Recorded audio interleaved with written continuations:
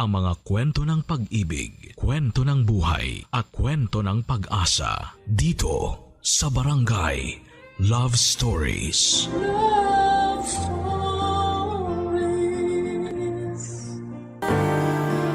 Masarap balikan ang kwento ng una nating pagmamahal.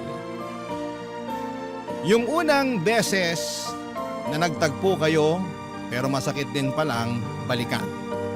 Lalo na't hindi kayo nakaabot sa dulo tulad ng inyong mga pinangako. Ikaw kabarangay, naaalala mo pa ba ang first love mo? Dear Papa Dudut, ako nga pala si Lexie, 35 years old, single, 10 taon na akong walang karelasyon. Hindi dahil walang nanliligaw kundi dahil ayoko nang sumubok ulit.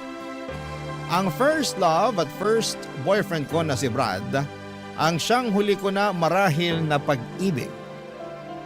Naging kaklase ko siya noong college, 18 years old pa lamang kami noon. Sa ganong edad na rin kami nagkamabutihan at nagkaroon ng relasyon. Iba talaga ang first love kapag binabalik-balikan mo.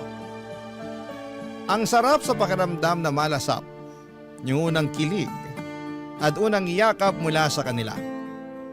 Pero marahil yun din ang pinakamasakit. Lalo't hindi mo mapaghahandaan at maikukumpara ang pakiramdam oras na matapos na kayong dalawa. Kaya siguro after ni Brad ay hindi na ako nagkaroon ulit ng karelasyon. Natakot na akong masaktang muli, Papa Dudut. Sa paglipas naman ng panahon ay nakalimutan ko na rin si Brad. Naging busy na rin kasi ako sa trabaho at ibang bagay na nagbibigay sa akin ng saya. Tulad ng hiking at camping tuwing day off ko. Kasama ko madalas ang kabatch ko noong college at best friend ko na si Jam. May karelasyon na si Jam pero nasa ibang bansa. Kaya madalas pa rin kaming magkasamang dalawa at marami pa rin kaming oras para magbonding. Isa sa bonding namin ay yung buong araw kami sa bahay ng bawat isa. Tamad day lang. Walang ibang ginagawa. Nakahilata lang habang passive na nanonood ng telebisyon o nakikinig sa radyo sa inyo, Papa Dudut, habang nagpapapak ng mga junk foods at ibang comfort food namin. Isang hapon habang nakahiga ako sa sofa at si Jam naman ay nag-scroll sa kanyang Facebook ay may balitang dumating.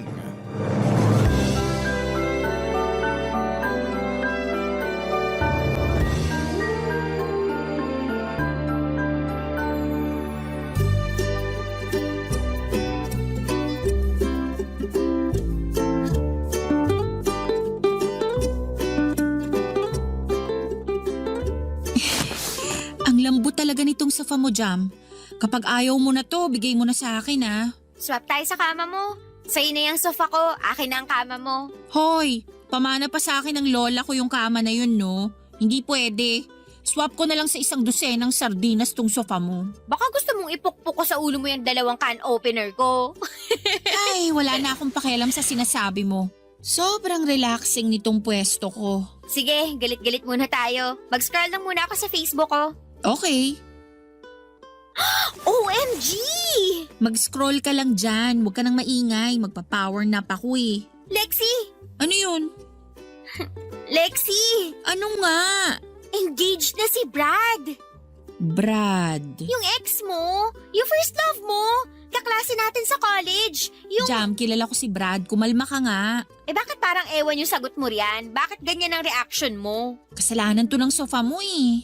Masyadong nilambutan. Okay ka lang? Obvious ba? So, hindi? Lapit ba ako sa'yo? Damayan kita? Ha? Para saan? Kasi ang sakit kaya kapag nalaman mong nakahanap na ng the one yung one great love mo. First love ko lang si Brad.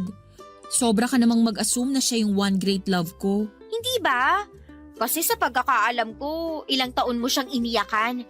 Nung nalasing ka at nag-relapse, sabi mo siya ang greatest love mo. At ipapaalala ko lang sa'yo ha, 10 years na, pero hindi ka pa rin nakahanap ng kapalit ni Brad dyan sa puso mo. Handa kong ipagpalit si Brad sa sofa mo, girl. Nagpapanggap kang okay, no? Bakit naman ako magpapanggap na okay? Hindi naman na kailangan kasi okay na okay ako. Kaya please, hayaan mo na lang ako mag-power nap. Sige, kung yan ang makakatulong sa'yo para hindi maramdaman ng pain mula sa engagement ng first boyfriend mo, go lang! Hay naku, Jam. Naka-move on na ang lahat sa amin, ikaw na lang ang hindi pa. Kasi alam mo naman na naging president ako ng fans club nyo nung college tayo, no? Ay, akala talaga namin, kayo na yung magkakatuluyan. Ang daming signs noon na hindi kami match. Ewan ko ba sa inyo kung bakit iniisip niyong magkakatuluyan kaming dalawa? Pero ang dami ring signs na kayo ang endgame ng isa't isa. Saksi ako kung paano kayo magmahalan dati Wag ako, girl. Kita ko lahat. Ramdam ko ang pagmamahalan yung dalawa ni Brad. Sagad sa buto.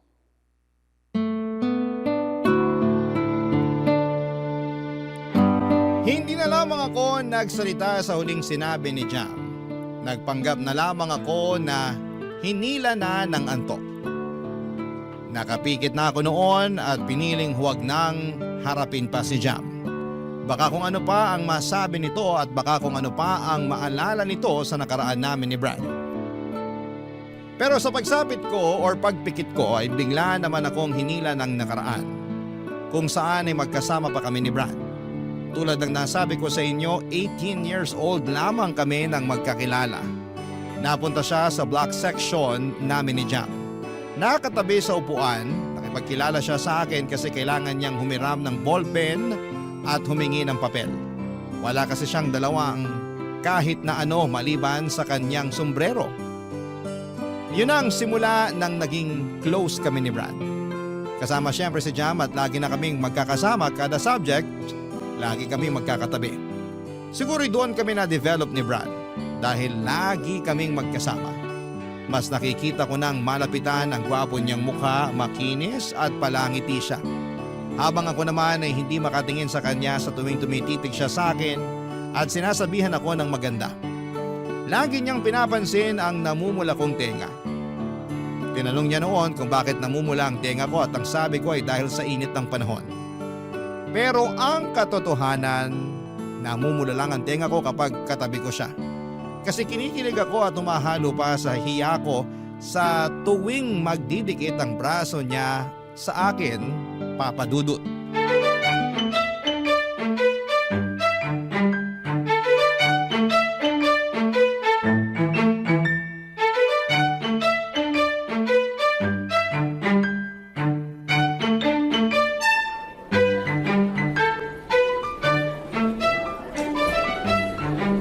Grabe, ang hirap nung quiz kanina. Kulang na lang ma-stroke ako sa first question. Grabe si Ma'am Cruz. Walang patawad magpaputok ng ugat sa ulo. Ayos naman Hindi naman ganun kahirap. Hindi ka lang siguro nag-review. Hindi nga, pero sana naman pang hindi ng review-friendly yung quiz na ginawa niya, no?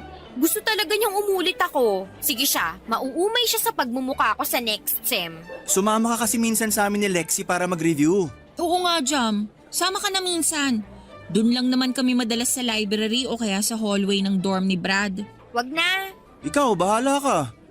Kung gusto mo mag-hello ulit sa mukha ni Ma'am Cruz next sem, huwag kang sumali sa pagre-review namin ni Lexi. Hahanap na lang ako ng ibang review group. At bakit ayaw mo sa amin? Matino naman kami DL nga tong si Brad Kasi naman, pwede ko bang sabihin? Pa-suspense pa. Bakit nga? Kasi naman, pag magkasama kayong dalawa, nakakalimutan niyo na ako. Ha? Anong sinasabi mo dyan? Wag nang magmaang-maangan, no? Kita ko sa pamumula ng tenga mo ngayon na kinikilig ka. Hoy, namumula ang tenga ko dahil sa init ng panahon. Girl, December ngayon, malamig. Microwave mo lang ang mainit. Best friend mo ako, kaya alam ko na kapag namumula ang tenga mo, dahil kinikilig ka kay Brad. Subukan mo itanggi, babagsak ka sa algebra sa finals. Oh, diba? Na-choke ka ngayon dyan. Ewan ko ba sa inyong dalawa? Obvious naman na nagkakagustuhan na kayo pero wala pa ring umaamin. Hoy Brad, ikaw ang lalaki, mag-first move ka na. Parang ewan naman tong si Jam. Di nabulol ka ngayon kasi true ang sinasabi ko. Ganito na lang ha, iiwan ko muna kayo para magkaaminan na. Binuksan ko na ang pinto para sa inyo, pumasok na lang kayo. Bye!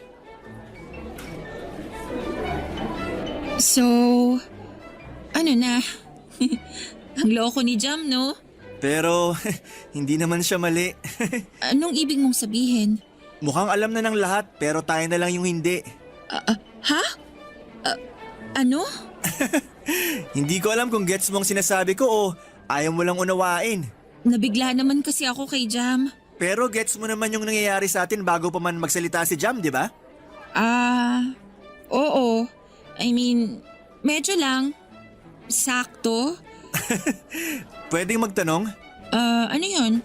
Ayoko na kasing nasosolo lang kita tuwing nagre-review. Baka naman pwedeng masolo ka sa isang date. Pwede.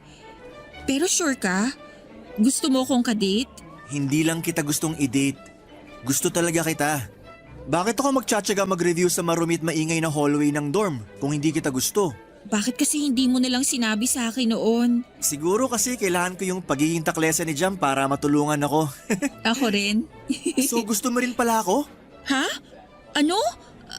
Namumula tenga mo. Tama si Jam. Senyalis yan kapag kinikilig ka sa akin.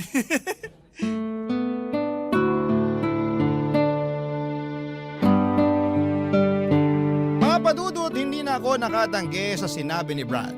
Totoo naman kasi, bakit pa ako magdi-deny? Sinumbong na ako ng tenga ko. Ngumiti na lamang ako sa kanya bilang pagsagot ng oo. Ang saya ni Brad, papadudot. Napatalon pa ito at ang first date namin nangyari noong hapon na yon. Sa isang maliit na kainan lang malapit sa campus namin. Bihirang estudyanteng pumupunta roon dahil pangmatanda raw ang mga bentang pagkain. In-order namin ang large size special bibingkang bigas at dinuguan na may siling labuyo. Para sa amin, mas perfect na i-partner ang dinuguan sa bibingka kesa sa puto. Na-enjoy namin ang araw na yon. Pinicturean pa ni Brad ang pagkain namin at nag-selfie kami at pinost niya sa Facebook niya. Ang mga nakakita papadudot ng post ni Brad na yon ay kinantsawang kami. Lahat sila'y natuwa dahil finally daw ay umamin na kami sa isa't isa. Nagbiro pa yung iba at sinabing nagpustahan pa sila na sa huli ay magiging kami rin. Nangunguna sa pang-aasar noon si Jam. Ano pa bang inaasahan namin siya yung tulay namin ni Brad, papadudot. Malaki ang pasasalamat namin kay Jam. Dahil kung hindi dahil sa kanya, papadudot, ay hindi kami magkakaaminan sa nararamdaman namin. Higit sa lahat ay hindi matutupad ang first date namin.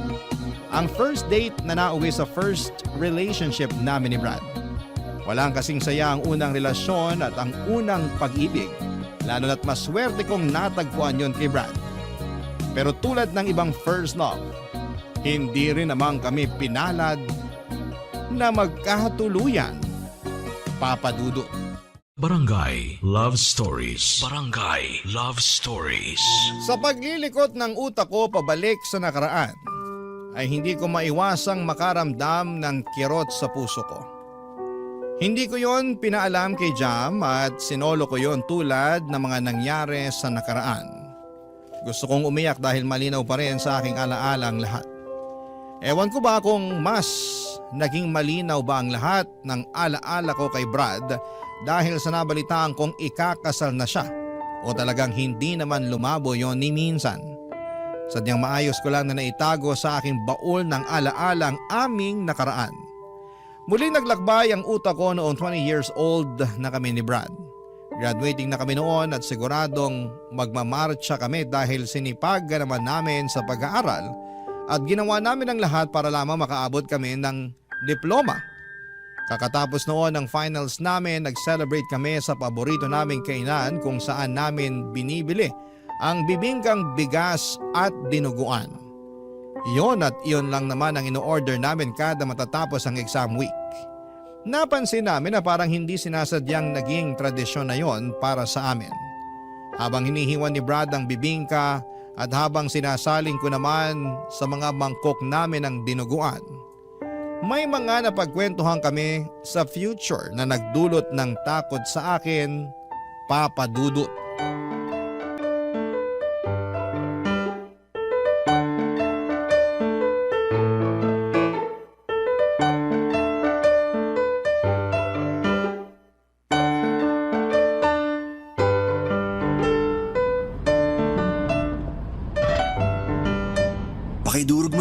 yung siling labuyo ha. Kailangan ko ng anghang sa dila ko ngayon. Bakit naman? Grabe yung panlalamig ng dila ko kanina sa exam natin. Parang na mental block ako bigla. Etos ka. Ikaw, mental block? Ang talino mo kaya palagi. Na mental block nga ako kanina, seryoso. Ewan ko rin. Siguro dahil sa tuloy-tuloy na puyat. O paano mo naman nalagpasan yung pagka-mental block mo? Tiningnan lang kita. Bolero? Dudurugin ko naman tong labuyo eh. Hindi mo na kailangan bilugin yung ulo ko, no? Seryoso nga. Kanina nung pinagpapawisan na ako sa kaba, tumingin lang ako sa'yo. Tapos ang kalmado mo lang na sumasagot ng exam. Kumalma ako bigla. Tapos hindi pa ako nakontento. Bigla akong inimagine ang future natin. Future natin? Oo. Hindi mo ba nai-imagine ang future nating dalawa? Paano mo ba nai-imagine ang future natin? Simple lang. Dalawang versions yun eh. Yung unang version ng future natin, andito tayo sa lungsod. May mga trabaho tayo na malaki ang sahod. Nakatira tayo sa pinakamataas na floor sa isang sikat na kondo. Kita natin sa gabi ang lahat ng liwanag ng buong syudad. May dalawang malaking kwarto yung kondo natin. Isa sa atin at isa naman para ron sa kambal natin. Tapos mag-aaral sila sa private school. Excited nga akong makita habang suot nilang bagong plancha na uniform nila eh. Ang cute lang. Tapos ihahatid ko sila sa school kasama ka. Tapos magkakape muna tayo sandali. Alone time natin. Pagkatapos ng kape, ihahatid na kita sa trabaho mo. Ako naman ang susunod. Yung version 2? Mas simple yun ha. Naisip ko sa probinsya tayo maninirahan. Magnenegosyo tayong dalawa. Kukuha tayo ng modern kubo na merong 3 kwarto. Isa sa atin, isa sa kambal natin, at ang isa naman bakante. Magagamit lang yon kapag may bisita tayo o kapag magkaaway tayo. Kasama rin pala sa ini-imagine yung away natin. Kaya nga 3 yung kwarto, di ba? Tapos meron tayong hardin. May mga tanim tayong gulay at saka may mga alaga rin tayong mga manok, bibe at kambing. Kapag nakaluwag-luwag, bibili tayo ng baka na pwede nating gatasan para sa mga bata. Wala tayo halos kapitbahay. Mahina ang signal para hindi tayo lagi nakatutok sa mga cellphone natin. Tapos meron akong tricycle na ipanghahatid sa mga bata sa school. Okay lang sa akin kahit sa public school sila mag-aaral. Basta cute yung uniform nila. Importante yun. Tapos, uwi ako sa'yo para magkape naman tayo sa balkonahin natin. Kaharap natin ang hardin natin at malakas ang hangin. Ay, simpleng buhay sa probinsya. Yun ang version 2. Detalyado naman palang naiisip mo para sa future natin eh. Ikaw ba? Anong naisip mo para sa future natin? Ako? Pansin ko parang kinakabahan ka habang nagkukwento ako sa future natin. Okay ka lang ba? Ayaw mo ba ng mga ganong usapan? Hindi naman. Kaya lang Hindi mo ako nakikita na kasama mo sa future? Hindi ah. Kung meron man akong siguradong nakapinta sa future ko, ikaw yun. Pero ano? Pero tayong dalawa lang nandun. Madilim ang paligid pero magkasama tayo. Walang mga anak, walang bahay, walang trabaho. Basta tayong dalawa lang. Ewan ko kung bakit ganun pero… Shhh! At ayos lang yon. Ang importante kasama mo ko. Kahit saan pa yan. Kahit tayong dalawa lang. Basta andun ako at ikaw. Bakit ang swerte ko sa'yo? Kasi tinutumbasan ko lang kung gaano ako kaswerte sa'yo. Halos maiyak ako sa sinabi ni Brad, Papa Dudut. Niyakap ko siya dahil sa panginginig ko. Hinalikan niya ang ulo ko para mapakalma. Sinabi niyang wala akong dapat na ipangamba. Dahil sisiguraduhin niyang magkasama kami hanggang sa pagtanda. Doon ako kumalma, Papa Dudut. Doon ko naramdaman na sigurado na talaga ako. Sigurado ang puso ko na siya na ang kasama ko hanggang sa dulo. Hindi ako magagaya sa mga magulang ko, lumaki sa chaotic or magulong pamilya. Ang mga magulang ko ay walang araw na hindi sila nagtalo at nagsakitan. Lahat yon ay pinakita nila sa harapan ko. Hindi nila ako itinago sa kwarto habang nag-aaway sila o pinalabas man lang. Sinadya nilang makita ko ang sakitan nila para pumili ako kung sino ang aking kakampihan. Napaka-unfair na makita yon ng isang bata. At kapag nag-aaway sila, ako ang nadadamay.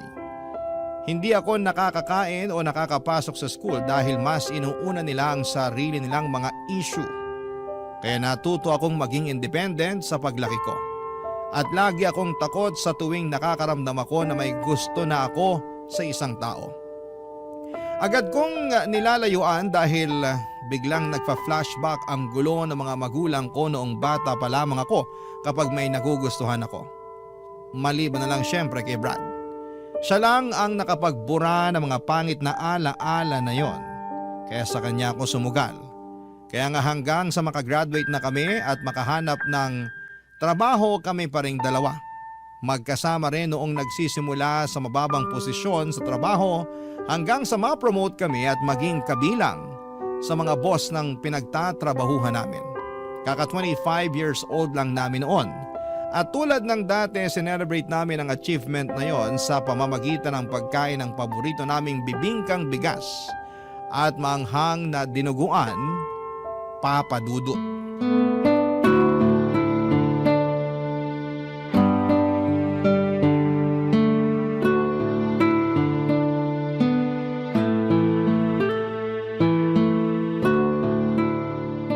Grabe no?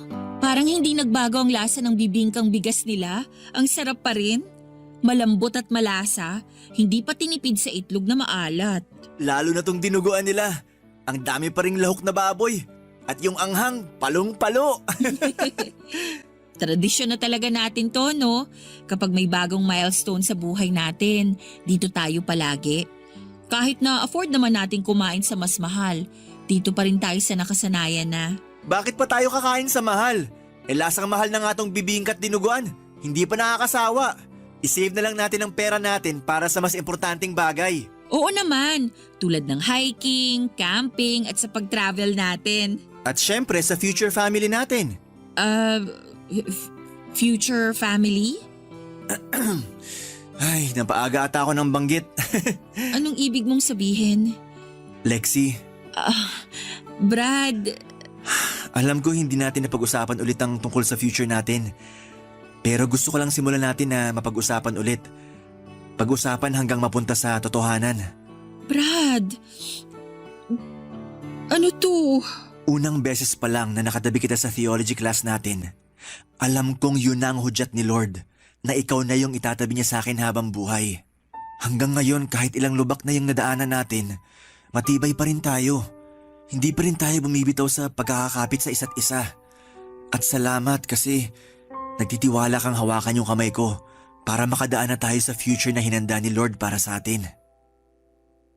Kaya ngayon, dahil hawak mo pa rin ang kamay ko, magpapasalamat ako sa'yo.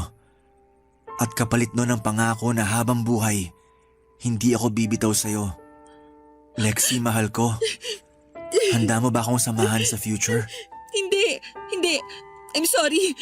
Natatakot ako. Hindi. Sorry ulit. Lexi! Mahal kita, Brad. Pero hindi mo ako maiintindihan eh. Hindi. Magulo to. Magiging magulo to balang araw. Mag-aaway tayo. Mapapagod ka sa akin. Maghihiwalay tayo. Masasaktan ako. Hindi ko kaya yun, Brad. Hindi. Huwag mo akong pakasalan, please. Para hindi tayo umabot sa ganun. Please. Hindi tayo aabot doon. Maniwala ka. Pero bakit umabot doon ang mga magulang ko? Bakit hindi sila umabot tulad dun sa pangarap mong future sa atin? Bakit hindi sila naging masaya? Bakit hindi ako naging masaya kasama sila? Dahil hindi tayo sila. Iba ako sa tatay mo. Iba ka sa nanay mo. Tayo lang ang may alam na pwede tayo maging masaya sa future. Hindi mo alam yan. Lexi, hindi ko alam kung ano mangyayari sa future. Pero isa lang ang sigurado ko. Andun ka. Parati ka ng lahat sa akin sa kinabukasan. At kahit anong mangyari, sisiguruhin kong hindi tayo magagaya sa mga magulang mo. Magtiwala ka lang sa akin. Mamahalin kita hanggang masiguro kong hindi ka na matatakot ulit na silipin ng future. Kasi andito na ako eh. Paano kung hindi mag-workout? Paano kung mag-workout tayo? Paano kung sabay tayong magkakaroon ng puting buhok at rayuma sa tuhod? Ayaw mo bang maranasan yun? Gusto. Ikaw ang magdidesisyon kung aabot tayo ron. Kaya... Oo. Sabay tayong magkakaroon ng rayuma at puting buhok.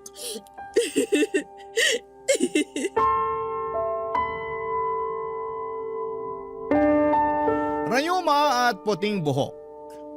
Ewan ko kung anong meron sa mga salitang yon pero bigla kong nakita ang itsura namin noon sa future.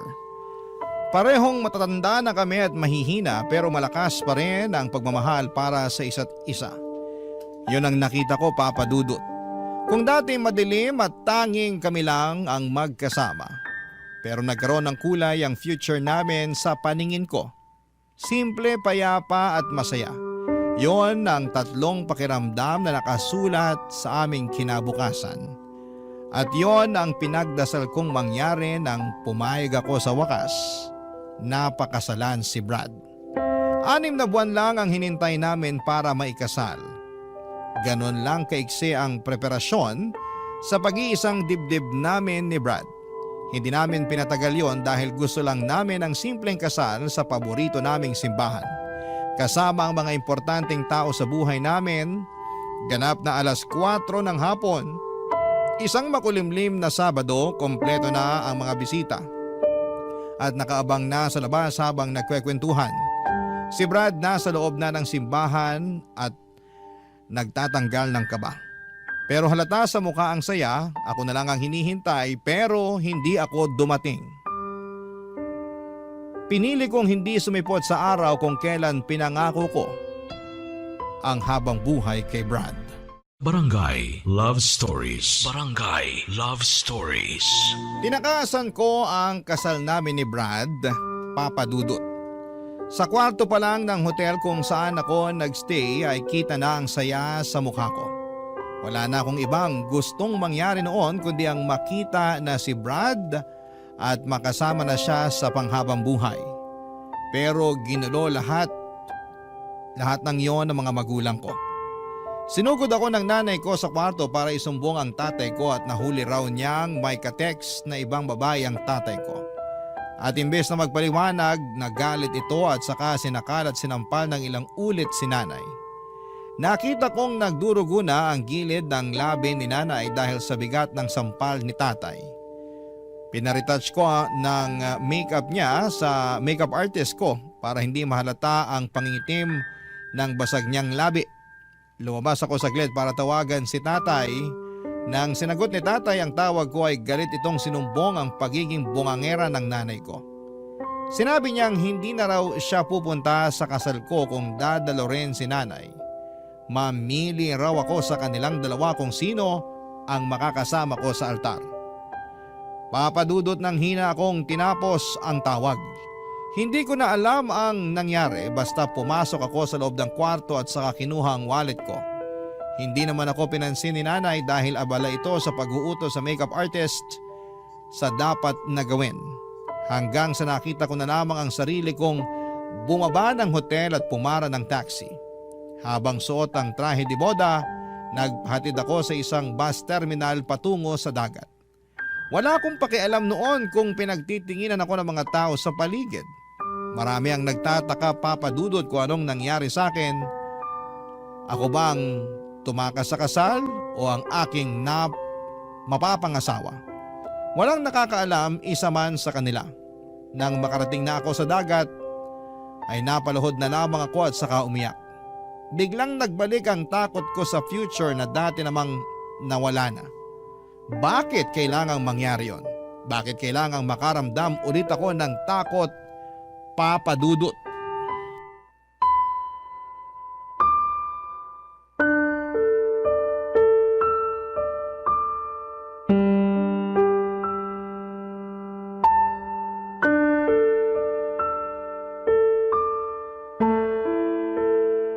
Lexi, asan ka na? Somewhere. Please, sabihin mo sa akin kung nasan ka. Susunduin kita. Huwag ka matakot. Normal ang wedding jitters. Hindi to wedding jitters, Jam. Please, Lexi. Halika na rito sa simbahan. Hahawakan ko ang kamay mo hanggang mawala ang kaba mo, okay? Trabaho ko yun bilang maid of honor mo, di ba? Magkakampi tayo, promise. Halika na. Nasan ka na ba? Jam, I'm sorry. Lexi, andito na kasi kaming lahat. Saka gusto na naming makita kung gaano kakaganda ngayon. Ang tagal na nating pinili yung wedding gown mo, ha? Huwag mong ipagdamot yan sa amin na makita. Jam, alam mo... Lexi, ikaw ba to? Brad? Asan Nasaan ka? Mahal ko, halika na. Malilate na tayo. Gusto mo ba sunduin kita? Pupuntahan kita. I'm sorry, Brad. Okay lang yun. Hindi ka dapat mag-sorry. Aayusin natin to. Sabihin mo lang kung nasan ka para alam ko kung saan ka pupuntahan. Nakausap ko na yung coordinator natin. Pwede naman daw i-adjust yung oras ng kasal. Pumayag naman daw yung simbahan. Tsaka ayos lang dun sa mga bisita. Kaya please, wag ka na mag-sorry. Okay? Susunduin na kita. Huwag mo na akong sunduin. Hindi ako sasama sa'yo. Lexi, akala ko ba? Akala ko rin eh. Akala ko kaya ko nang bitawan yung takot ko. Pero nabitbit ko ulit. Pasensya ka na ha. Parang hindi ko kasi kayang iwan yung takot. Kasi yun ang nagpoprotekta sa akin para hindi na ako masaktan ulit. I'm sorry, Brad. Yang takot mo, pinrotektahan ka niyan sa paraang alam niya noon. Pero tapos na yung purpose niya sa'yo ngayon. Kasi ako na yung bibit-bit sa'yo. Ako nang bahalang pumrotekta sa'yo. Hindi mo na kailangan yung takot kasi andito na ako. Napag-usapan na natin to, di ba? Basta tayo yung magkasama, walang lugar ang takot. Kasi kaya nating kalabanin yan, di ba? I'm sorry, Brad. Kung ano man ang nangyari kanina para mabuhay ulit yung takot mo, hayaan mo. Susolusyonan natin yan. Akong bahala. Yun naman ang pangako ko sa'yo, di ba? Akong bahala. Brad, palayain mo na ako. Kasi bigla ka na lang nawala ulit sa future ko. Biglang ako na lang ulit. Nakakatakot pero tanggap ko. Hindi na kita makita sa future. At ayoko nang pilitin na gawin yon kasi nakakapagod na. Hindi. Hindi ako naniniwala. Kasi hindi naman ako umalis para hindi mo mahanap. Kailangan mo lang ako makasama ngayon para makita mo ulit yung future natin. Yung pagputi ng buhok, di ba? Yung rayuma sa tuhod. Di ba yun naman ang end goal natin? Ang magkasama hanggang sa panghihina? Mahina na ako ngayon, Brad. Hindi ko na kayang abutin yung mga nakaplano sa future natin. Kasi ngayon pa lang, lunod na ako rin eh. Hindi na ako makaahon at ayoko nang umahon. Kaya hayaan mo na ako. Hindi ako ang dapat mong makasama sa future mo kasi hindi kita deserve. Hindi ko kayang makita yung nakikita mo. At sorry ulit kasi sinubukan ko naman eh. Pero wala talaga. Nawala lang talaga. I'm sorry, Brad. Hindi. Hihintayin kita rito. Alam ko may tapang pa rin sa puso mo. Hindi yan puro takot. Kilala kita. Matapang ka at kaya mong labanan yan. Ilang beses mo nang nagawa, di ba? Hihintayin kita. Dito lang ako sa simbahan. Kahit umalis na silang lahat. Kahit magsara pa ang simbahan, hindi ako aalis dito. Magtitiwala ako na pupunta ka. Bumalik ka. Kahit hindi matuloy ang kasal natin ngayon, okay lang. Basta magpakita ka lang, Lexi. Hihintayin kita. Parang awa mo na. Kahit wala na sila. Huwag mo nang paguri ng sarili mo, Brad. Huwag ka nang maghintay. Tama na. Maawa ka naman sa sarili mo. Hindi ako ang para sa'yo. Sana mapatawad mo ako at sana balang araw matagpuan mo yung tamang tao para sa'yo. Yung katulad mo na may malinaw na direksyon at plano sa future. Hindi katulad ko na malinaw lang ang takot. I'm sorry, Brad. I'm sorry. Hindi halos matapos ang iyak ko noon, Papa Dudut. Tuloy-tuloy lang ang pagbagsak ng luha kahit ayoko na at pagod na. Sa dulo ng puso ko ay merong sumisigaw at sumakay na ako ng bus at bumalik sa piling ni Brad. Pero mas nang ibabaw ang sigaw ng takot. Mas malakas ang sinasabi nitong huwag na akong aatras. Iyon daw ang tama at kailangan ko siyang palayain. Mas pinaniwalaan ko ang sigaw na yon. Kaya ang sakit ay nagtuloy-tuloy at ang bigat ay mas naramdaman ko. Sa pagdaan ng mga araw ay hindi na ako muling nagparamdam kay Brad. Hinanap niya ako pero pinili kong magtago. Hanggang isang araw ay hindi na ito nagparamdam muli, Papa Dudut. Napakasakit. Pero kailangan ko pong tanggapin. Hindi na kami nakapag-usap na dalawa at lumipas na ang 10 taon saka ko natanggap ang isang masakit na balita. Ikakasal na siya.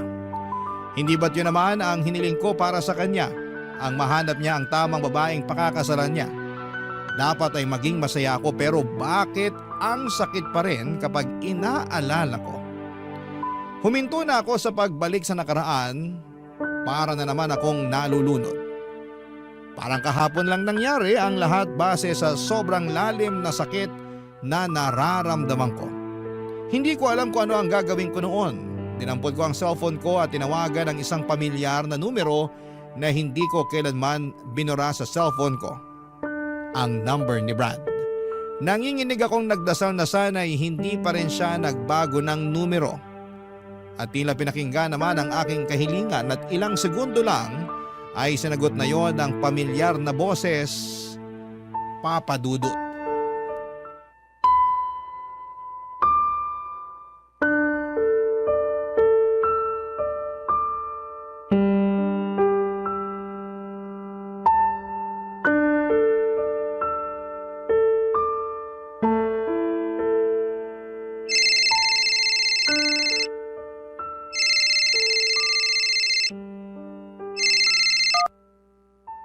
Hello, Lexi.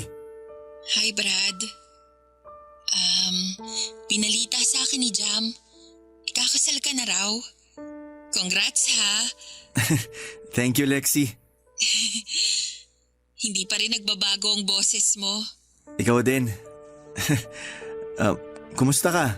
Ayos naman. Nakakaraos pa rin sa buhay.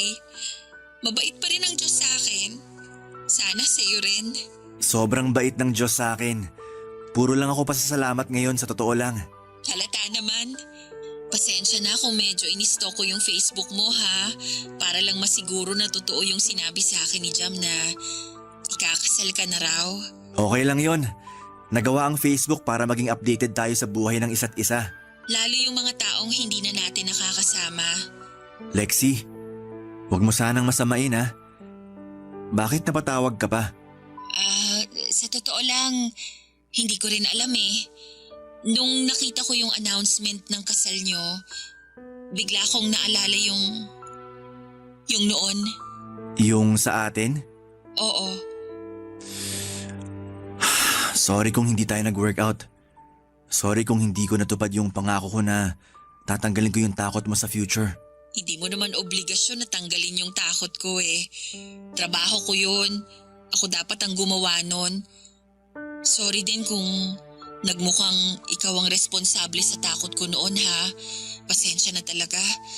Sobrang dilim lang talaga noon. Naiintindihan kita. Noon pa man. Tumawag ako kasi sa totoo lang. Gusto ko lang ding maisara na yung chapter ng naging relasyon natin. Kasi kung magiging totoo ko ngayon sa'yo, hindi ko pa naisasara ng maayos yung libro natin eh.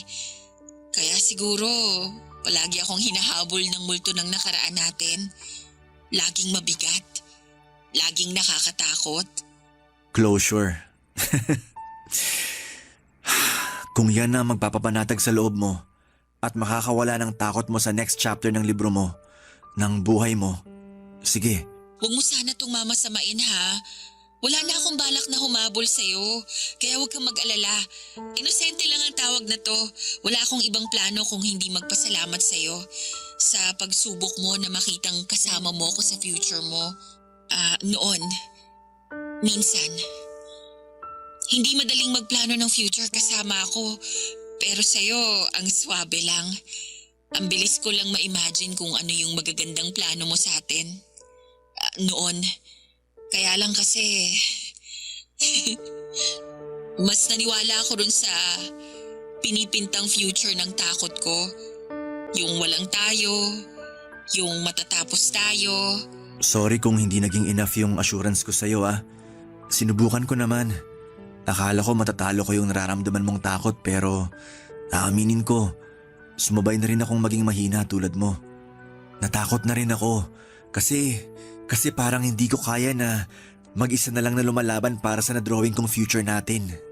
Noon, hindi naman pwedeng ako lang ang magkukulay noon kasi Mas masaya kung kasama kita habang ginagawa yon. Pero Pero duwag ako. At tama ka. Nahila kita sa kaduwagan na yon. I'm sorry. Alam ko kung gaano kasakit ang ginawa ko sa'yo nung time na tinalikuran kita. Pero mas pinili mo pa ring maghintay kahit na alam mong hindi na ako babalik. hinintay talaga kita, ilang taon. Hindi lang ako nagparamdam kasi sabi mo wag na. Alam ni Jam yun. Naisip ko baka nga kailangan mong makapag-isip-isip. Pero hindi mo alam kung ilang beses sa gabi ako nagdadasal sa Diyos na sana tanggalin na niya yung takot sa puso mo para bumalik ka na sa akin. Pero hindi yun nangyari. Hindi ka bumalik. Pero may dumating. Tama ka. May dumating. Naging madali at simple na lang ang lahat nung nakilala ko siya. Tama ka rin noon. May makikilala pa akong mas akma sa akin. At thank you kasi alam kong tumulong ka rin sa pagdadasal para makilala ko ang mapapangasawa ko ngayon. At ibabalik ko sa iyo naging hiling at dasal mo na yon. Hinihiling ko na balang araw kapag handa ka na at wala nang takot, makilala mo na sana yung lalaki na magpapakita sa iyo na masarap magkaroon ng puting buhok at rayuma sa tuhod kasama ang tamang tao. Goodbye, Brad. Goodbye, Lexi. At doon na nga tuluyang nagsara ng payapa ang kabanata namin ni Brad. Naisara ko na rin ng tuluyan ang libro na matagal ko nang itinatago. Ang gaan.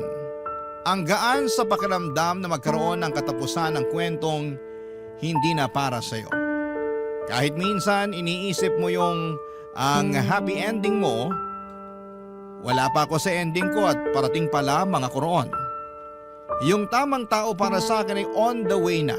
At habang bumabiyahe pa siya, gumagawa naman ako ng paraan para ayusin ko ang sarili ko. Para matanggal ang takot ko. Para kapag dumating na siya ay handa na ako papadudot. Hindi na muling aatras at sa wakas ay aabot na sa altar. Hindi ito madaling biyahe para sa akin, pero sa pagkapit ko sa Diyos at sa paniniwala na hawak din niya ang taong nakareserve para sa akin, biglang gumagaan ang lahat. Bigla akong gaganahan na ayusin ang sarili ko. Kaya para sa lahat ng mga natatakot, para sa lahat ng mga taong hindi nagkaroon ng magandang nakaraan, hindi pa huli ang lahat.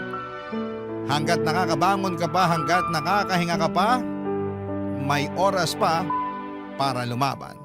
At huwag kang mag-alala, nakikita ng Diyos ang iyong pinaghihirapan. Alam niya kung ilang beses kang umiyak at ilang beses kang bumangon. Huwag kang mag-alala, balang araw hindi ka na ulit masasaktan. Hindi ka na ulit iiyak at hindi mo na kailangang makaramdam muli ng takot. Kasi balang araw, andyan na siya. Kaharap mo na, kasama mo na, at naihanda na siya ng Diyos para makasama mo sa pagputi ng iyong buhok at pagsakit ng iyong mga tuhod. Marami pong salamat sa inyong lahat at sana po sa bawat nakikinig at naniniwala sa kwento ko, sana'y nakapagdala ko sa inyo ng pag-asa na hindi pa tapos ang lahat. Parating na siya, maniwala ka. Ang iyong kabarangay forever, Lexi.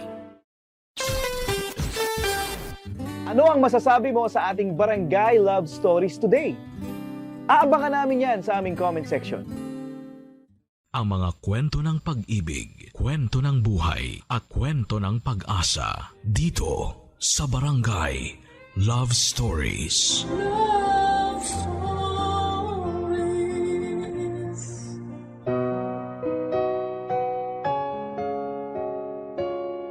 Aminado ang letter sender natin ngayon na si Joanna na matatakotin siyang tao. Pero sa kabila nito ay mas pinili niyang manirahan na mag-isa sa isang apartment kung saan ay inakala niya ay matatahimik siya. Pero dumating ang araw na ang mapag-isang mundo ni Joanna ay nabulabog noong napagtanto nitong sa kanilang apartment ay hindi pala siya nag-iisa.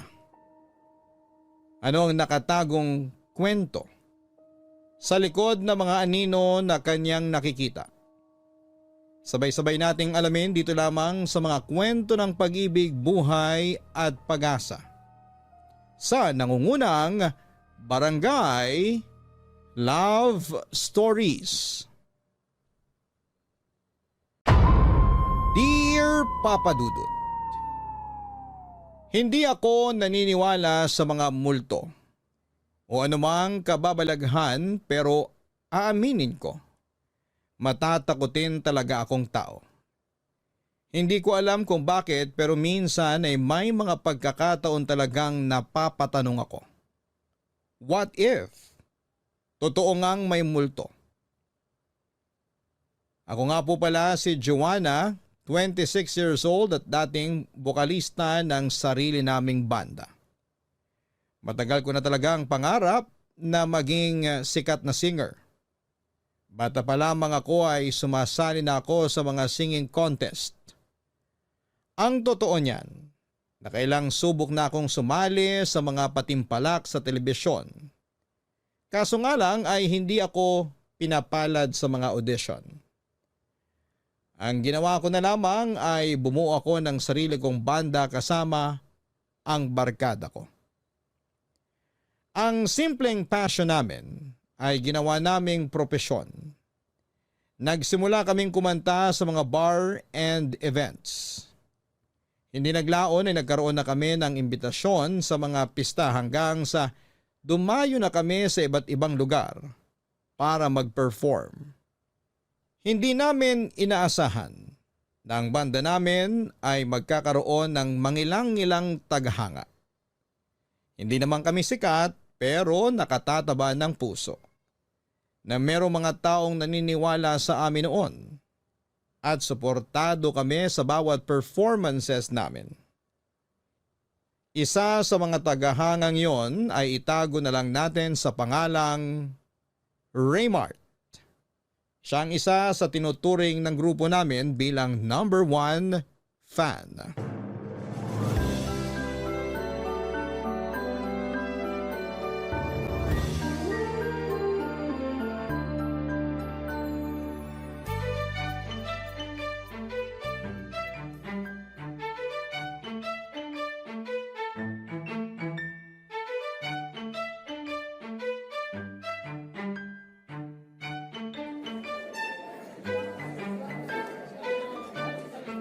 Joanna! Joanna, pwede pa picture? Oo naman, halika. 1, 2... Salamat! Walang anuman. Wala na kayong ibang gig pagkatapos nito? Wala na. Pauwi na kami. Inaantay ko lang yung mga kasamahan ko para makauwi na kami. Nasaan ba sila? Ikinakarga lang nila yung mga gamit sa sasakyan. Ikaw pa, hindi ka pa ba uuwi? Pauwi na rin. Hinanap lang talaga kita para makapagpa-picture ako. Matagal nyo na akong fan kasi simula nyo pa lang noon pero diehard fan nyo na ako. Talaga ba? Oo, lagi ko nga inaabangan yung mga post mo sa Facebook para malaman ko kung saan kayo magpa-perform Oh? Anong pangalan mo sa Facebook, ha? Raymart, inad na kita noon kaso hindi mo pa ina-accept yung friend request ko eh. Mag-iisang taon na rin siguro yun. Hala, sorry. Nabisi lang siguro kaya hindi ko napansin. Hindi, okay lang yun. At least ngayon, kilala mo na ako. Uy, salamat sa pagsuporta mo sa banda namin, Raymart, ha? Ay, walang anuman. Kahit hindi ako umiinom, nagpupunta talaga ako sa mga bar para lang panoorin kayo. Grabe, sobrang dedicated mo naman. Ano namang nagustuhan mo sa banda namin? Ang ganda ng boses mo eh. Kakaiba, rakista na rakista talaga ang dating. Ay, naku, salamat, ha? Ay, ayan na pala yung sasakyan namin. Ano ba yan? Sige, uuwi na rin ako. Mag-iingat kayo ha. Ikaw rin. Nice meeting you. Salamat ulit. Hoy, Joanna, sino yun? Kakilala mo? Fan natin. Nakipag-picture lang tsaka nakipagkwentuhan. Pamilyar kasi sa akin yung lalaking yun eh. San ko nga ba siya nakita? Naalala ko na. Siya yung laging nanonood sa atin. Yung nakatayo lang sa sulok na parang serial killer. Grabe ka naman. Pero yun nga yung sabi niya. Lagi raw niya tayong pinapanood. Uy, wag ka. Number 1 fan daw natin siya. Pero Medyo weird siya. Weird? Bakit mo naman nasabi? Kung saan-saan ko siya nakikita eh. Papunta na sa stalker level. Ayaw mo ba nun? Lagi siyang present sa mga gig natin. Hindi lang naman siya sa mga gig natin present eh. Kaya siya pamilyar sa akin kasi lagi ko siyang nakikita kung saan man tayo magpunta. Kahit nga nagkakape lang tayo sa labas, nakikita ko siya. Nakatayo lang sa malayo eh. Ang creepy! Masyado ka namang judgmental. Ganun talaga yung mga fans. Gusto nila makita yung idol nila 24/7. Kung maka-fans ka naman dyan, akala mo sobrang sikat na natin. Wala pa nga 500 yung followers natin sa page. Karamihan pa nga doon mga kaibigan at kamag-anak lang. Basta ang mahalaga, may nakaka-appreciate na sa atin. Maging masaya ka na lang na may natatawag tayong fan. Ikaw talaga napaka-ungrateful mo. Anong ungrateful doon? Maingat lang ako, no? Mas maganda na yung walang fan kaysa magkaroon ng supporter na mukhang psycho. Huy, yung bunganga mo Grabe ka sa tao, hinusgahan mo agad. Basta ako, masyado siyang creepy para sa akin. Baka mamaya hindi mo alam, may sarili ka na palang altar sa bahay niya, no? Ikaw talaga, Maiko. Tara na nga, para makauwi na tayo. Uy, creepy alert! Sa mga sumunod pa naming gig ay mas naging mapagmasid na ako. At tama nga ang mga sinabi ni Micah. Lagi ngang present si Raymart sa bawat performances namin kahit saang lugar pa ito. Pero hindi katulad ng normal na tagahanga, si Raymart ay palagi lang nasa likod o di kaya'y nasa sulok. Tahimik na nakatayo sa dilim at nanonood. Hindi ako judgmental na tao pero aminado ako. Na noong mga panahong yon ay medyo creepy na rin ang tingin ko sa kanya dahil sa mga pinagsasabi ni Micah. Ganon pa man ay patuloy ang naging pagsuporta sa amin ni Raymart. At dahil magkakilala na kami ay hindi na siya nahihiyang lumapit sa akin tuwing natatapos ang performance namin. Ipinakilala ko siya sa grupo at hindi nagtagal ay naging malapit na rin sa kanya ang iba pang miyembro ng banda namin. Unti-unti ay napalitan din ang naging unang tingin namin kay Raymart. Kung tutuusin, na-misinterpret lang ni Micah ang ugali nito. Mahiyaing tao si Raymart na medyo may nerdy personality. Pero sa kabila noon ay lumalabas siya at nakikihalubilo sa mga tao para lamang mapanood niya kami. Dahil lagi namang present si Raymart sa bawat ganap ng banda, ay inampun na namin siya at parang naging miyembro na rin siya ng aming grupo. Pero sa hindi maipaliwanag na pagkakataon, sa pagdating ni Raymart sa buhay ko ay siya ring simula ng mga kababalaghang nangyari sa aking mundo.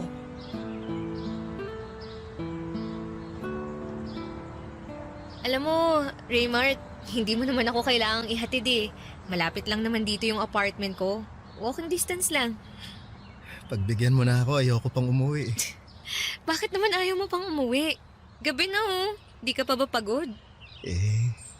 Ngayon ko lang kasi naranasang magtagal sa labas. Ine-enjoy ko pa. Ha? Anong ibig mong sabihin?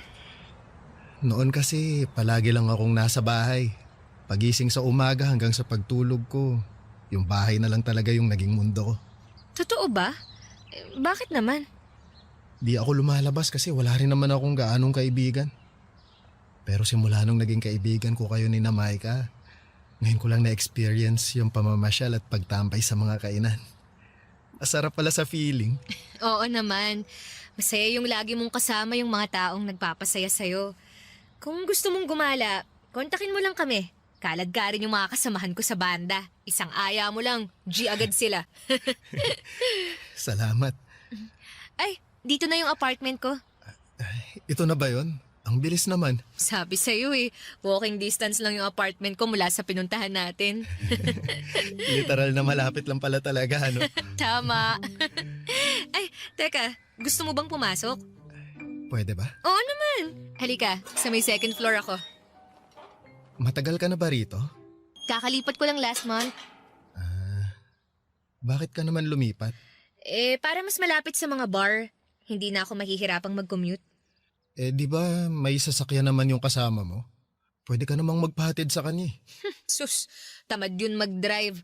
Tuwing nagpapahatid ako iniirapan ako nun. Palibhasa, pa-south kasi silang lahat.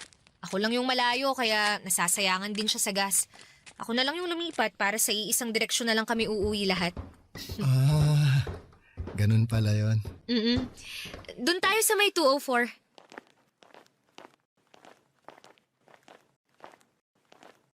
Huh? Teka, ano tong box na to sa may pinto? Baka naman order mo online. Wala akong inaasahang parcel ngayon eh. Baka regalo galing sa fan. Sino namang magre-regalo sa akin ito? Hindi naman kami ganun kasikat, no? Buksan mo para malaman mo kung kanino galing. Teka, bubuksan ko. Ano to? Damit ko to ah. Hindi ba yan yung suot mo kahapon? Oo, ito nga yung suot ko kahapon. Amoy ko yung pabango ko eh. Paano napunta to rito? May nakalagay yatang note. Ito oh. Anong nakalagay? Patingin. Huwag mong iwang bukas ang pinto at bintana mo ngayong gabi. Ha? Walang nakalagay kung kanino galing? Wala. Hindi to magandang biro ah. Baka naman pinaprank ka ng mga kasama mo. Hindi nila to gagawin sa akin kasi alam nilang matatakutin ako. Sino namang magpapadala sa'yo niyan? Yun ang hindi ko alam. At paano niya nakuha tong damit kong to? Hindi kaya may nakapasok dito sa apartment mo? Lagi naman akong naglalak ng pinto eh. Kung gusto mo, sasamahan muna kita sa loob. Pwede ba? Kahit ngayon lang. Natatakot ako eh. Ngayon lang ako nakatanggap ng ganitong klaseng regalo. O sige, sasamahan kita. Salamat ah. Akala ko noon ay isang beses lang akong makakaranas ng ganong klaseng pananakot, Papa Dudut. Pero sa mga sumunod pang linggo ay nagpatuloy akong makatanggap ng mga kakaiba at weird na package. May natanggap akong box na naglalaman ng hubad na manika. Meron ding mga notes ng pagbabanta at pagpapaalala na palagi ko raw bantayan ang sarili ko, lalo na tuwing mag-isa ako dahil palagi raw na may nagmamasid sa akin ang hindi ko napapansin. Dahil hindi na maganda ang mga nangyayari ay naisipan kong makipag-ugnayan sa landlord ko. Humingi ako ng kopya ng CCTV sa floor namin para makita kung sino ang nagpapadala ng mga naturang packages. Pero sa kasamaang palad ay matagal na palang hindi gumagana ang mga CCTV na naka-install sa building namin. Dahil sa takot ay palagi ako nagpapasama sa mga bandmate ko tuwing mag-isa ako sa apartment. Kapag busy naman sila ay wala akong choice kundi ang magpasama kay Raymart. Hindi naglaon ay nakaramdam ako ng security sa piling ni Raymart. Sa bawat pagsasama naming dalawa ay unti-unti akong nakabuo ng koneksyon mula sa kanya. Hindi ko inaasahan na noong mga panahong yon ay unti-unti na palang nade-develop ang feelings ko para sa kanya, Papa Dudut.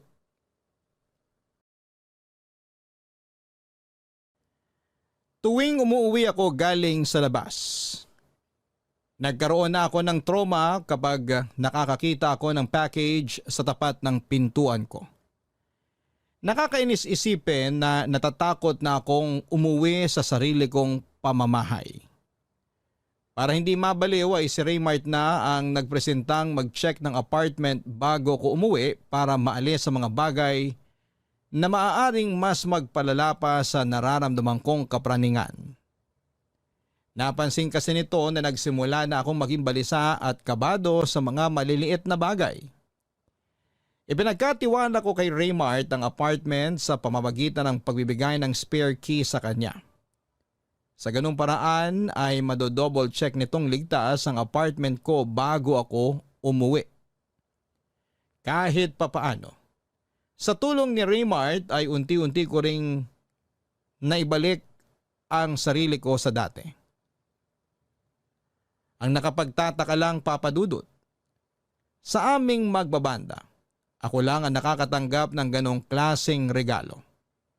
Ganun pa man ay pinilit ko na lamang na ipagsawalang bahala ang lahat dahil apektado na ang buong mental health ko noong mga panahong yon at ayoko nang palalain pa ito. Sa mga sumunod na buwan, sinubukan kong ligawan ni Raymart at dahil napakalapit na rin ang loob ko sa kanya, ay sinagot ko po siya. Malaki ang pasasalamat ko kay Raymart dahil siya ang dahilan kung bakit natigil ang pangaharas na nangyayari sa akin. Akala ko noon ay maayos na ang lahat. Pero yun pala ang simula dahil isang araw, bumalik ang mga natatanggap kong delivery na may lamang mga nakakatakot na mensahe.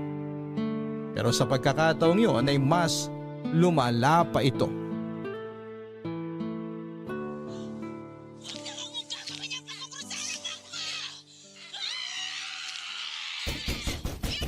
Ayan na yata yung in-order nating pagkain online. Pero ba't ganun? Hindi man lang siya tumawag. Baka walang load. Pero ang weird wala namang umaakyat dito para mag-deliver ng pagkain. Usually, ako yung bumababa para kunin yung order kong pagkain Baka pinaakyat na lang ng guard sa baba. Oh well, mas maganda na yun kaysa kanina pa ako gutom, di ba? Hindi na kailangang bumaba. Sandali, kukunin ko lang yung order. Ako na. Mamili ka na dyan ng next movie na papanoorin natin. Okay, sige.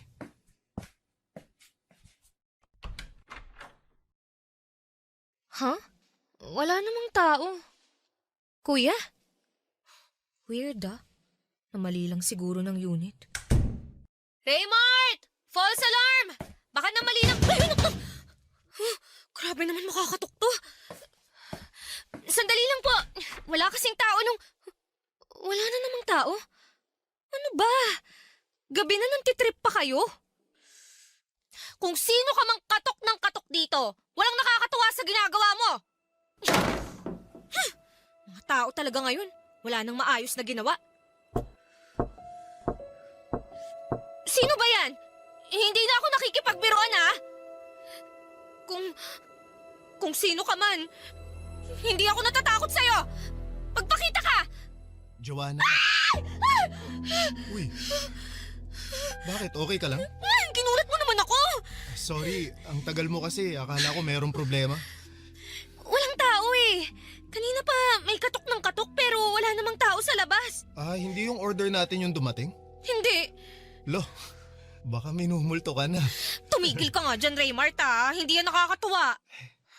Pumasok na lang tayo. Teka, ano yan? Ano? Ano yun? Kanina pa ba to? Merong box dito sa paanan ng pinto, Wala yun kanina.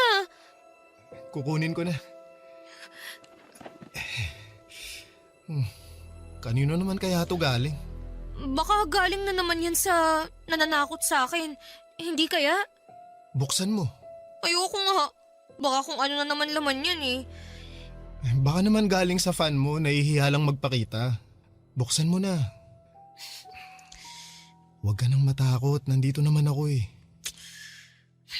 Sige na nga.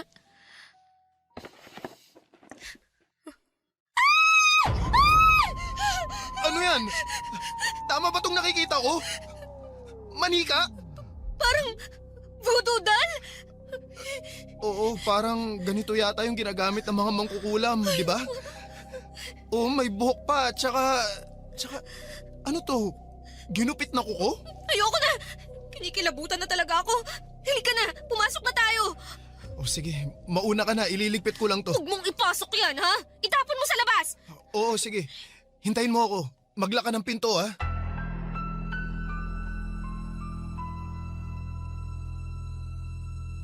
Papadudot, hindi ko na talaga gusto ang nangyayari noon. Kaya kinabukasan ay agad kong kinausap ang landlord ko tungkol sa nangyari. Ayon sa kanya, bantay sarado raw ng gwardya ang mga pumapasok sa apartment building namin. Kaya imposibleng galing sa labas ang taong nananakot sa akin. Malamang ay pinagtitripan lang ako nung mga kaibigan ko. Nung hingin ko sa kanya ang kopya ng CCTV sa hallway ay wala siyang naibigay. Dahil matapos ang reklamo ko ay hindi pa rin pala niya napapaayos ang sirang CCTV. Hindi ko alam kung may dalabang kababalaghan ang manikang dumating sa apartment ng gabing yon. Pero pagkatapos noon ay parabang nagbago na ang tingin ko sa paligid.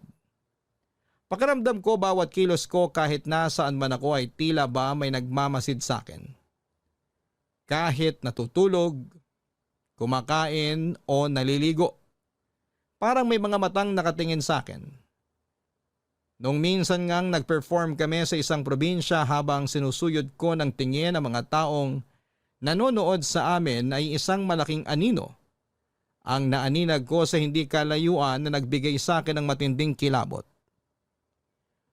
May pagkakataon pa noon na habang mag-isa lamang ako sa apartment. May mga naririnig akong kalabog sa ibang parte ng apartment na para bang may kasama ako sa bahay kahit na mag-isa lamang ako.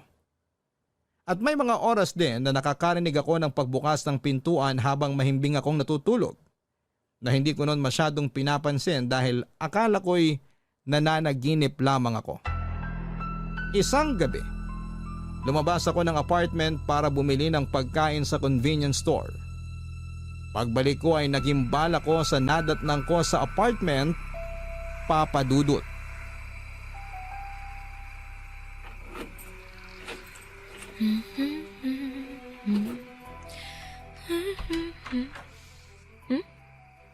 Huh? Bakit nakapatay yung ilaw? Bukas to nung iniwan ko ah. Hala, bakit ayaw gumana? May kuryente naman sa hallway ah. Ano yun? May tao ba dyan? Hello? Hello?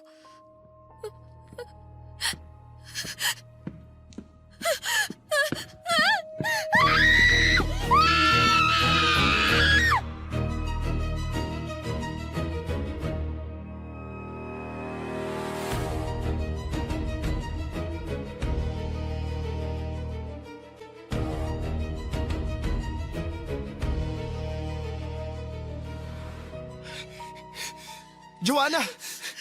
Nabasa ko yung message mo kaya nagpunta agad ako rito sa apartment mo. Okay ka lang ba? Hindi! Hindi ako okay, Raymart! Ano ba yung nangyari? Hindi ko maintindihan yung message mo sa akin eh. Yan! Diyan sa apartment ko! May tao sa loob! May tao? Sino? Hindi ko alam! Lumabas lang ako para bumili ng pagkain tapos magpasok ko. Nakapatay na yung mga ilaw. Tapos may nakita akong anino sa loob. Eh bakit nakapatay yung ilaw? Hindi ko nga alam. Bakit ba ang dami mong tanong? Hindi ka pa ba pumapasok ulit? Hindi pa.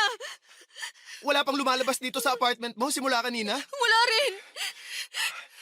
So ibig sabihin, kung totoo ang nakita mo, nandito pa sa loob yung taong yon? Malamang. Gusto mo i-check ko ulit? Oo. Pero sasama ako sa'yo. O sige, halika na. Bakit kaya walang ilaw? Buksan mo nga flashlight ng phone mo. Sandali lang. Ayan, nakabukas na.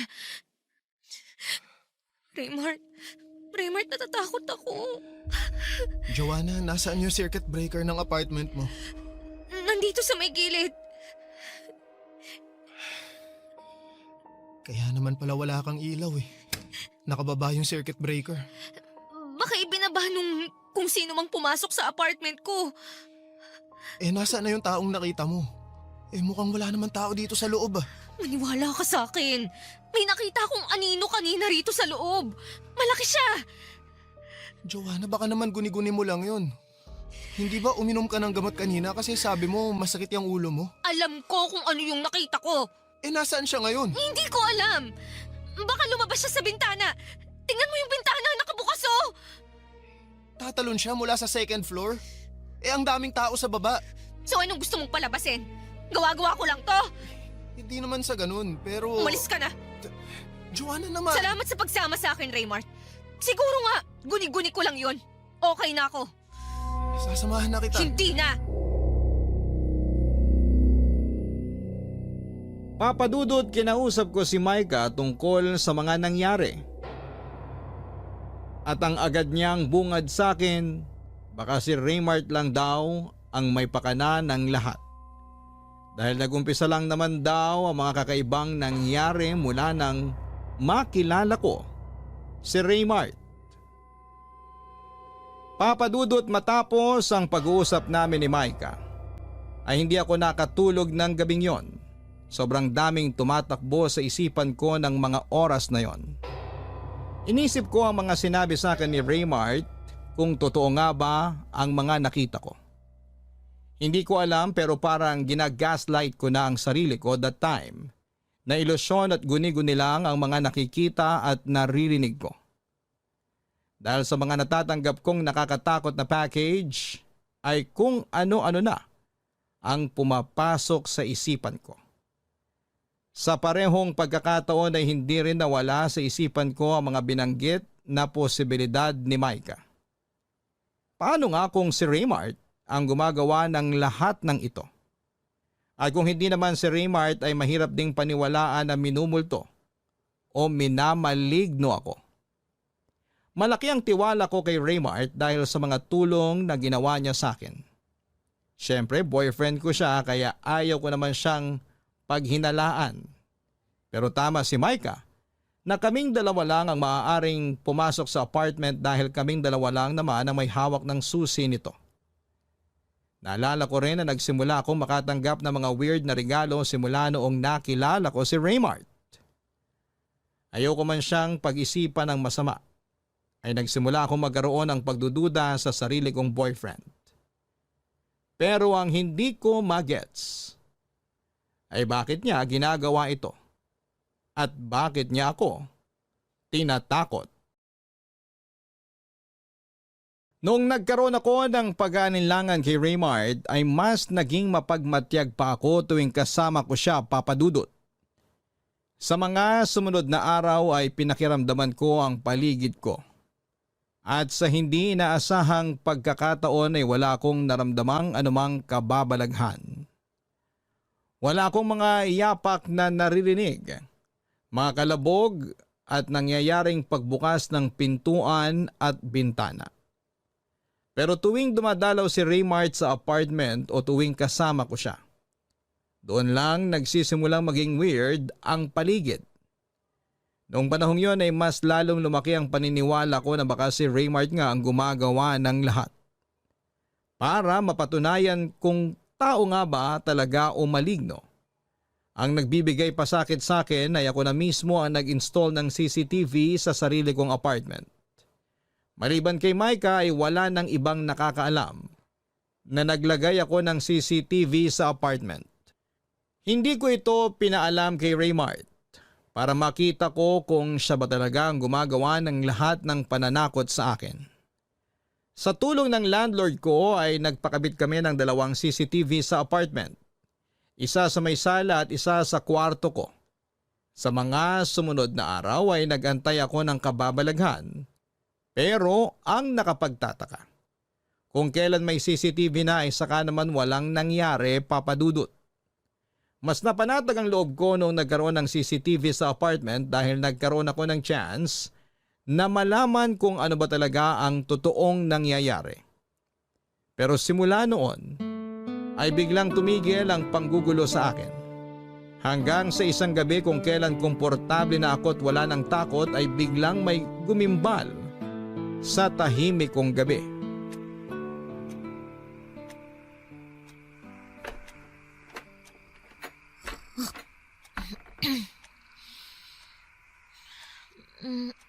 Tama ba yung narinig ko? Parang may gustong magbukas ng pinto ng kwarto ko ah. Baka nananaginip lang ako. Joanna, ano bang ginagawa mo? Tinatakot mo lang ang sarili mo eh. Makatulog na nga lang ulit.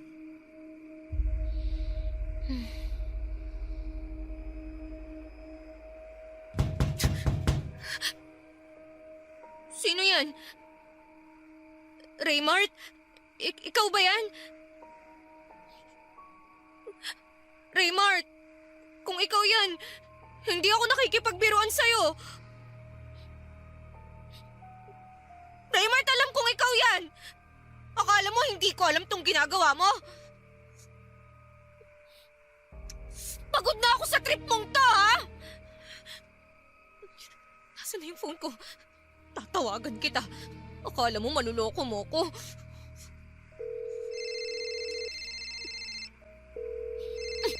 Sabi na nga ba eh, ikaw tong nananakot sa akin eh. Tama si Maika! Weirdo ka nga talaga! Akala mo natatakot ako sa'yo, ha? Tapusin na natin to! Raymond, nasan ka? Magpakita ka sa akin! Huwag ka magtago sa dilim! Hindi na ako natatakot sa pinaggagawa mo! Narinig kong nag-ring yung cellphone mo dito sa sala. Kaya wala ka ng kawala ngayon! Raymond!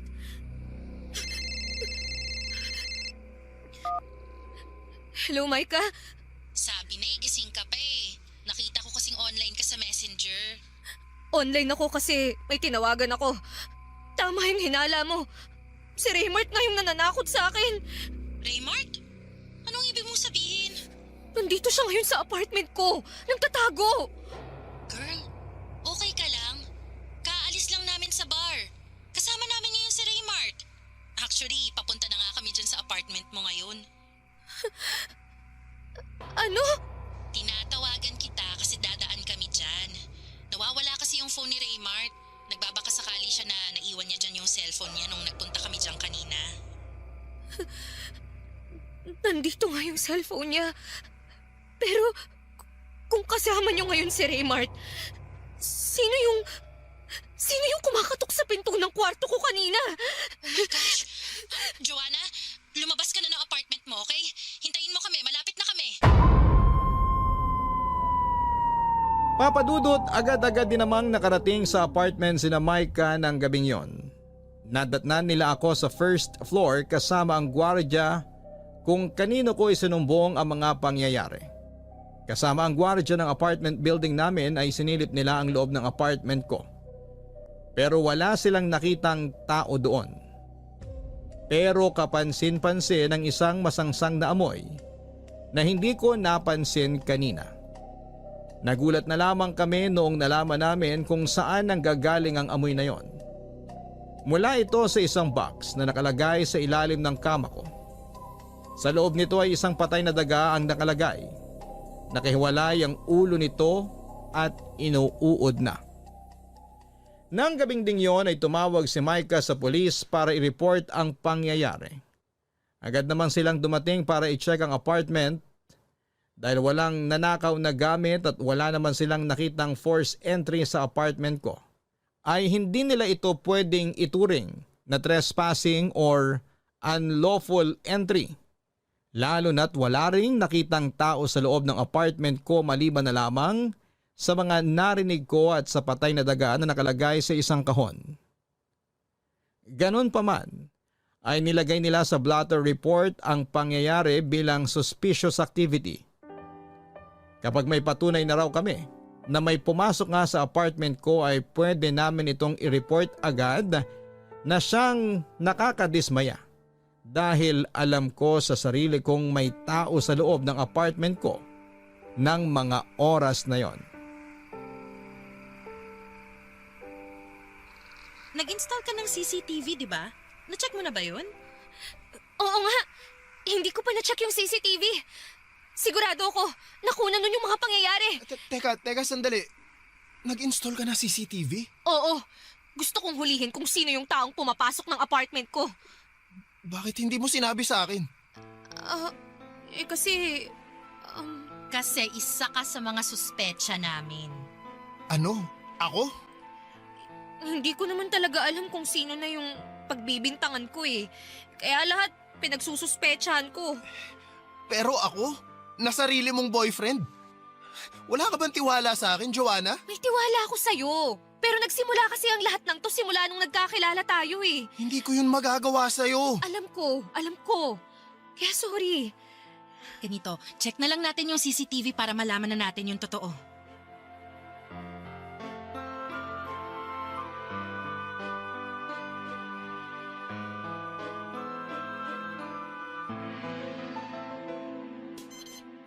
Heto na yung CCTV footage. Tingnan nyo, bandang 1:00, mamamatay yung ilaw. Kung sino man yan, malamang Alam niya kung nasaan yung circuit breaker. Ginawa na niya yan dati. Hindi ko na napansin na nawalan pala ng kuryente dahil tulog na ako neto. Teka, bakit may kuha pa ng CCTV kung wala ng kuryente? Battery operated yung in-order ko online. Ang problema, wala siyang night vision kaya hindi ganong clear yung video. Teka, tingnan nyo. May gumagalaw. Papunta siya sa kwarto ko. Tao ba yan? Parang ang laki niya masyado. Uy, tapos parang wala siyang ulo. Hindi. Baka naman dahil lang sa quality ng video. Ang tagal pala niyang nakatayo sa tapat ng kwarto ko. Pero tingnan nyo, sa CCTV siya nakatingin. Oh my gosh! Nakatingin siya sa atin! Ay, kinikilabutan ako! Ano? Naniniwala na kayo sa akin? Patayin mo na yan! Yan ang dapat ipakita mo sa pulis para maniwala sila sa'yo. Hindi yan multo. Tao yan. Siya na ba yan? Hindi ko alam! Diyan lang kayo. Ako na magbubukas ng pinto.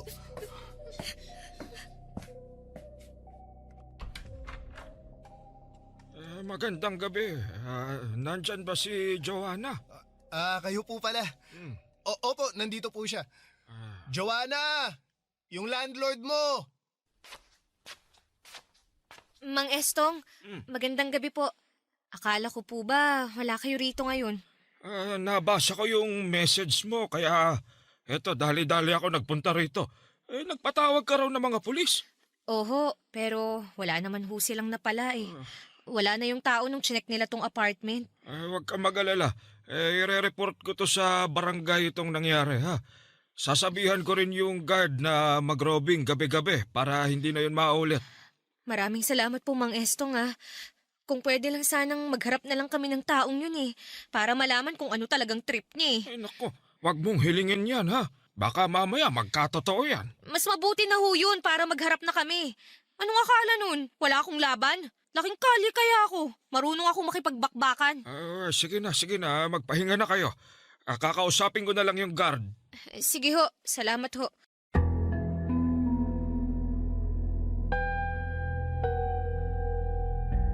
Papa Dudut. Kahit papaano ay napanatag ako ng sa wakas. Ay tumulong na rin ang landlord ko sa matagal ko nang idinadaing na problema sa kanya. Sa katunayan ay siya na mismo ang nagpalit ng lock ng pintuan ng apartment ko. At nang mga panahong yon ay sinigurado ko na ako lang ang may hawak ng susi. Hindi ko ibinigay kanino man ang spare key nito. Tuwing gabi ay may mga tanod na ring nagroronda sa lugar namin. Nag-aabang na mga taong pakalat-kalat pagsapit ng madaling araw. Na-report na rin namin sa pulis ang CCTV footage na nakuha ng gabing may pumasok sa apartment ko. Kahit may kaunting tampo pa sa akin si Raymart noon dahil isa siya sa mga taong pinaghinalaan ko, ay nag-offer siyang magstay pansamantala sa apartment ko para masamahan niya ako. Humingi naman din ako kaagad ng tawad sa kanya, Papa Dudut, dahil pinagdudahan ko siya. Akala ko noon ay magiging maayos na ang lahat. Naging mapagmatsyag na ang mga tao sa paligid ko matapos kumalat ang balita na may taong nanloob ng apartment ko. Kasama ko naging bantay ang mga kapitbahay ko pati na rin ang mga tao sa apartment building namin. Umasa ako na matatakot nang bumalik ang kung sino mang nananakot sa akin. Pero nagkakamali ako, Papa Dudut. Kakatapos lang ng gig namin noon, nagkayayaan ng grupo na magkaroon ng kaunting inuman para i-celebrate ang anibersaryo ng pagkabuo ng banda namin. Inabot kami ng hanggang 1:00 ng madaling araw. Noong natapos ang kasiyahan ay nauna akong inihatid sa apartment namin. Dahil hindi umiinom si Raymart ay siya ang naging designated driver ng grupo. Kaya kinailangan din niyang ihatid sina Micah at naiwan akong mag-isa sa apartment. Pagka-uwi ay agad ako naligo at habang nasa banyo, narinig ko ang pagbukas ng pintuan ng apartment ko. Hindi ko yon gaanong pinansin sa pag-aakalang si Raymart lamang yon. Nagpatuloy ako sa paliligo dahil gusto ko nang magpahinga ng mga oras na yon. Pero napagtanto ko na parang masyado naman yatang mabilis si Raymart sa paghatid kina Micah, gayong 4 na katao ang kinakailangan niyang ihatid. Doon ako nagsimulang kabahan, Papa Dudut. Pagbukas ko ng pinto ng banyo ay kinilabutan ako nang sinalubong ako ng kadiliman. Bukas ang ilaw noong pumasok ako ng banyo, pero paglabas ko ay nakapatay na naman ang lahat ng ilaw. Sa pagkakataong yun ay ramdam ko na hindi lamang ako mag-isa sa apartment. Raymart? Ikaw ba yung pumasok? Raymart! Pabukas naman yung ilaw oh. Bakit ka nagpatay ng ilaw? Magandang gabi, Joanna. Ay! Sino ka? Hindi ikaw si Raymart! Joanna, ito na yung pinakahihintay mo. Gusto mo akong makita, hindi ba? Nandito na ako. Sino ka ba? Ano ba kasing kailangan mo sa akin? Bakit mo ba ako ginugulo? Matagal kong hinintay ang araw na to. Natutuwa akong malaman na gusto mo rin pala akong makita. Teka, Mang Estong? Kayo yung pumapasok dito sa apartment ko? Ako nga. Matagal na kitang pinagnanasaan eh. Matagal na akong nanggigigil sa'yo. Kung hindi lang dumating sa buhay mo yung hinayopak mong boyfriend, akin ka lang dapat eh. Ano? Handa ka na ba? Sandali lang! Huwag kang lalapit sa akin! Sisigaw ako! Sumigaw ka kung gusto mo. Walang tao ngayon sa kabilang unit. Nagbakasyon sila. Mas maganda yung sumisigaw ka. Mas lalo kong kinaganahan. Umalis ka na! Darating na si Raymart anumang oras! Talaga? Sa tingin mo, kaya kang ipaglaban ng boyfriend mong yon? Parang awa niyo na! Tantanan niyo na ako! Ako na lang ang piliin mo, Joanna. Kaya kitang buhayin. Matagal na kitang mahal. Kaya iwan mo na yung walang kwenta mong nobyo. At sumama ka na lang sa akin. Nababaliw na kayo! May asawa at anak na kayo! Pero mas gusto ko yung bata na katulad mo. Mas makinis. Mas sariwa. Kakadiri kayo! Naririnig niyo ba yung pinagsasasabi niyo? Halika na. Paliligayahin kita. Kung lalapit sa akin! Tulong! Bitiwan mo ako! Tulong! Tulungan niyo ako! Bitiwan mo ako! Tulong! Tulungan niyo ako!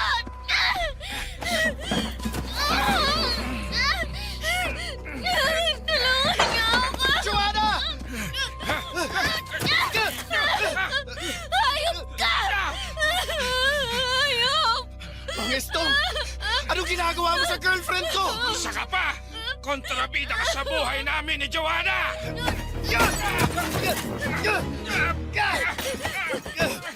Tulong! Mga kapitbahay! Tulungan niyo kami! Kung hindi mo lang kinulo ang buhay namin, masaya na sana kami ngayon ni Joanna! Naririnig mo ba yung pinagsasasabi mo? Nasisiraan ka na yata ng ulo! Hindi ko tatakutin si Joanna ng ganon kung hindi ka lang dumating sa buhay niya. Aagawin mo pa sa akin ang mahal ko! Kaya pala, sa tingin mo masisira mo kami dahil sa pananakot mo! Umanda ka sa akin!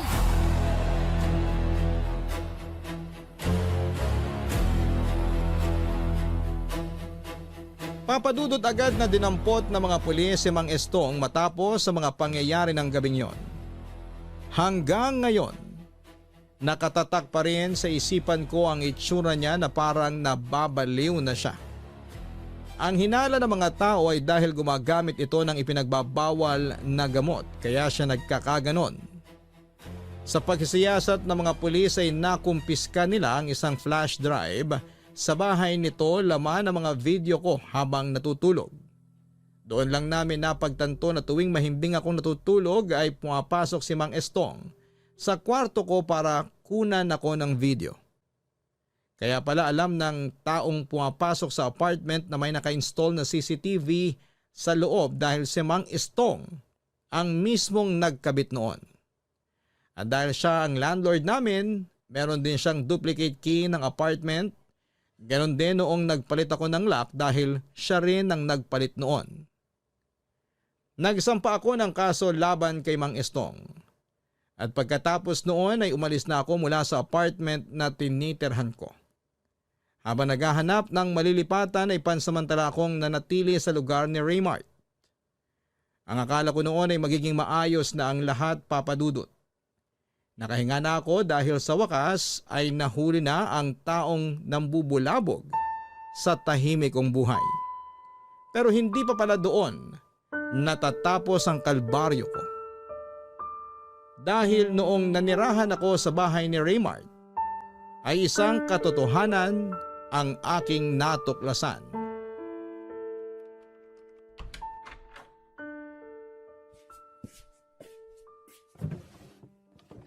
Nasaan na ba yung laptop nun? Ayun. Ay, bongga. 2 palang laptop nito. Yayamanin ha? Hala? May password? Ano kayang password nun? Joanna. Sana gumana. Ay, Joanna nga yung password. Love na love talaga ako ng boyfriend kong to.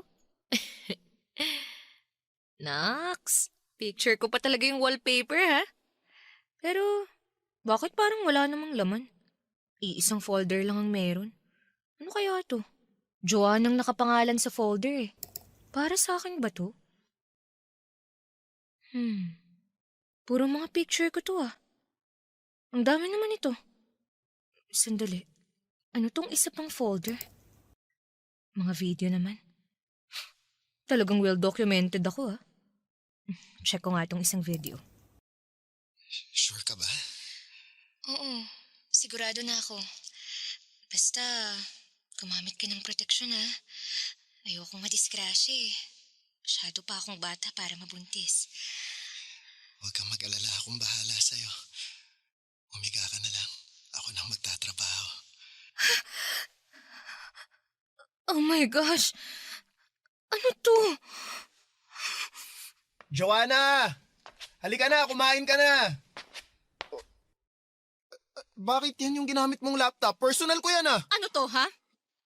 Kinukunan mo ng video yung mga pagtatalik natin? Sandali lang. Mag-e-explain ako. Walang iya ka, Raymart, ang baboy mo! Ako lang naman ang nanonood niyan eh. Wala akong pakialam! Bakit mo ako binibidyohan ng walang pahintulot ko? Ang dami nito, Raymart, oh! Kada ginagawa ba natin yun, lagi kang nagbe-video? Gusto ko lang naman na may balikan kapag mag-isa ako eh. Nakakadiri ka! Walang iya ka! Joanna! Lumayo ka sa akin! Kaya pala may 2 kang laptop! Para sa kalaswaan pala yung isa! Maniwala ka sa akin. Wala akong masamang hangarin sa ginawa ko. Tumahimik ka! Kailan ba ako tatantanan ng mga siraulong tao? My gosh! Ito na. I-delete ko na yung mga video. Dapat lang! Dahil kung hindi mo gagawin yun, ipapakulong kita kasama ni Mang Estong! Joanna, sorry na. Patawarin mo ako. Nagawa ko lang naman yun kasi mahal na mahal kita eh. Araw-araw kitang namimiss. Kapag busy ka, lagi kong pinapanood yung mga video natin. Itiwan mo ako! Kinikilabutan ako sa'yo! Pare-pareho kayong lahat, mga manyakis! Joanna, sandali lang. Saan ka pupunta? Aalis na ako rito! At baka kung ano pang gawin mo sa akin!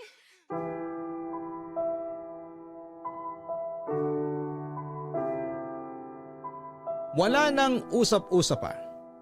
Agad ako nakipaghiwalay kay Raymart, Papa Dudut. Matapos kong masigurado na wala na siyang kopya ng mga video naming dalawa ay hindi na ako nakipagkita pa sa kanya. All those time, tama pala ang hinala ni Micah na may kakaiba nga kay Raymart. Yun pala, katulad ni Mang Estong ay obsessed din pala siya sa akin sa puntong bawat galaw ko ay meron akong video ni Raymart. Ilan pa sa mga napanood ko na nakasave sa laptop nito ay ang palihim niyang pagkuha ng video sa akin habang nagbibihis ako. Meron ding video habang naliligo ako.